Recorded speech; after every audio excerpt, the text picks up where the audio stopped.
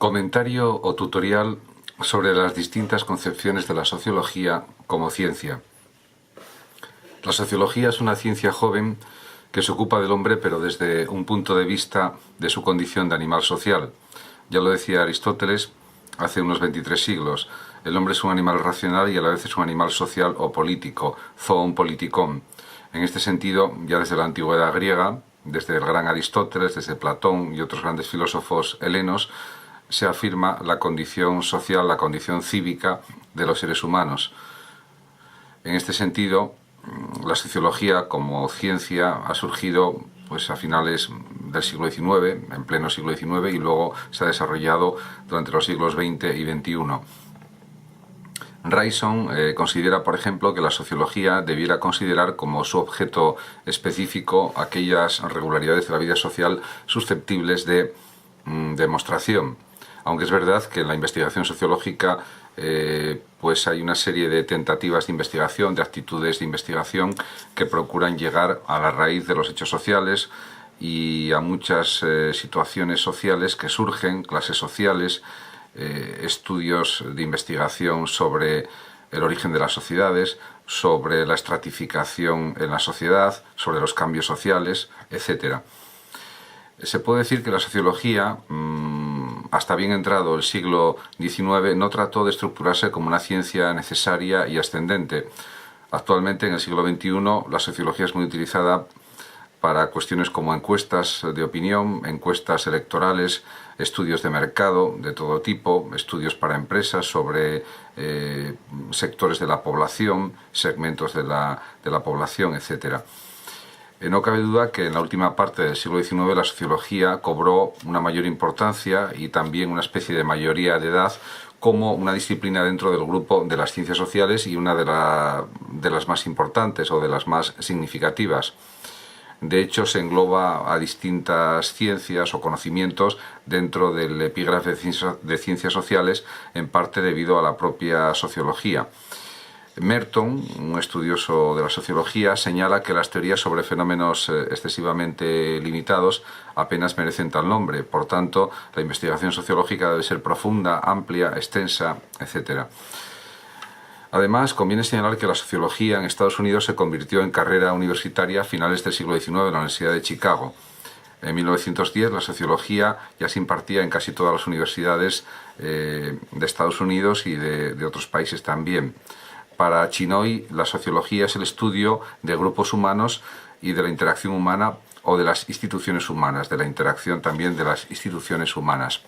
Está claro que el interés más inmediato de la sociología es explicar lo más rigurosamente posible o lo más científicamente que se pueda la realidad social, dotándola también de un método científico. Es verdad que muchas variables sociológicas, variables humanas, poblacionales, etcétera, de intereses, de realidades sociales, no se pueden medir de una manera absolutamente precisa, absolutamente profunda, porque es verdad que la libertad humana influye en los grupos sociales, la libertad de los individuos, y en ese sentido las sociedades están compuestas de personas y por lo tanto la libertad de las personas no se puede cuantificar, ni medir, ni establecer de una manera excesivamente precisa, o al menos suficientemente precisa. En este sentido, hay variables sociológicas que se pueden medir aproximativamente.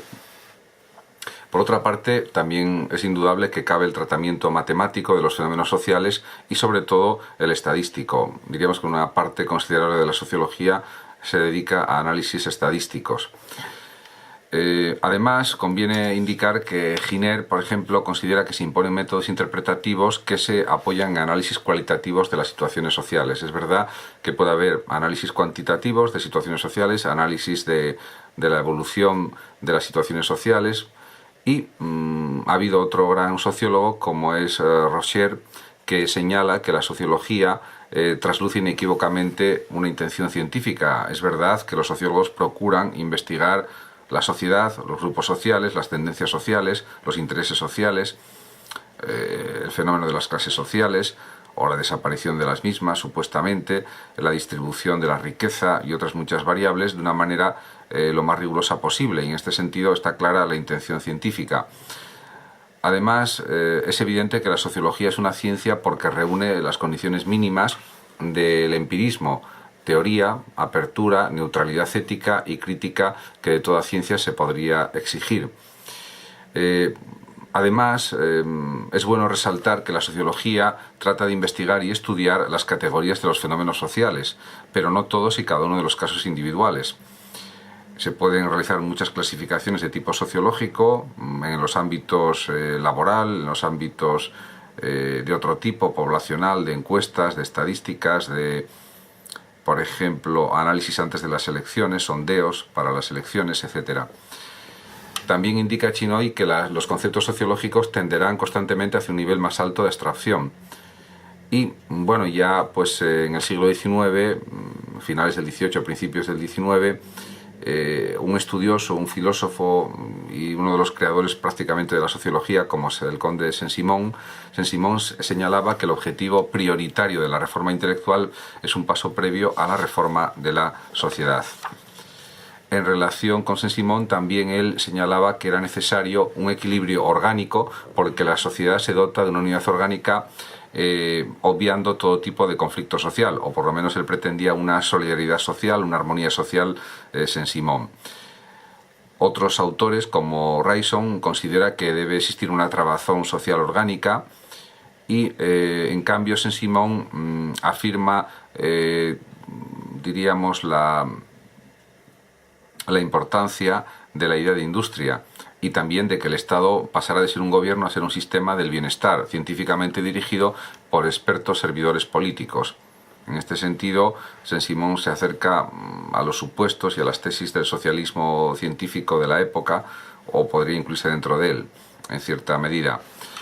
Hubo otro pensador y uno de los grandes creadores también de la sociología, que es Augusto Comte.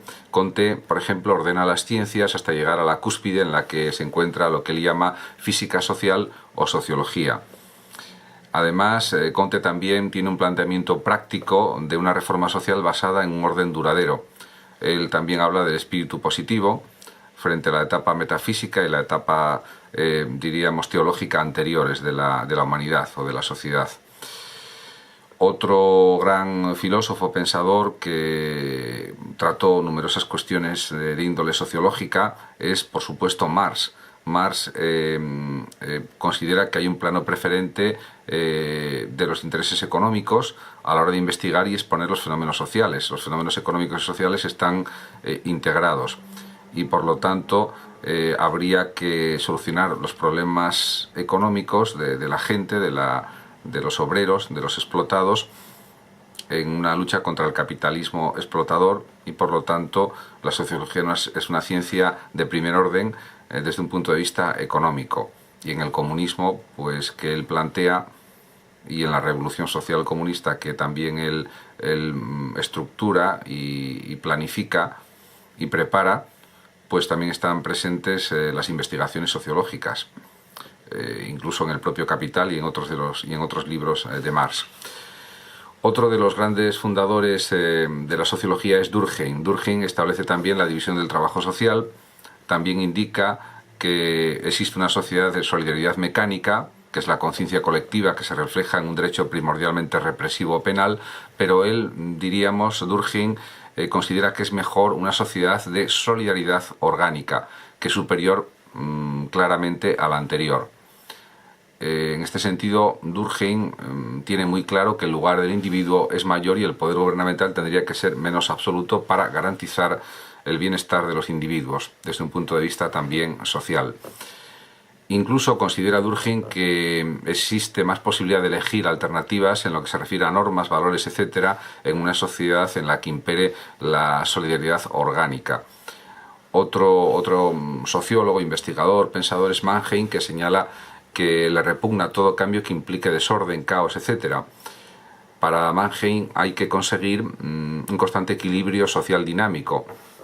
También considera Mannheim que existen dos sujetos posibles: el primero referido a la inteligencia clásica, el segundo reside en las masas.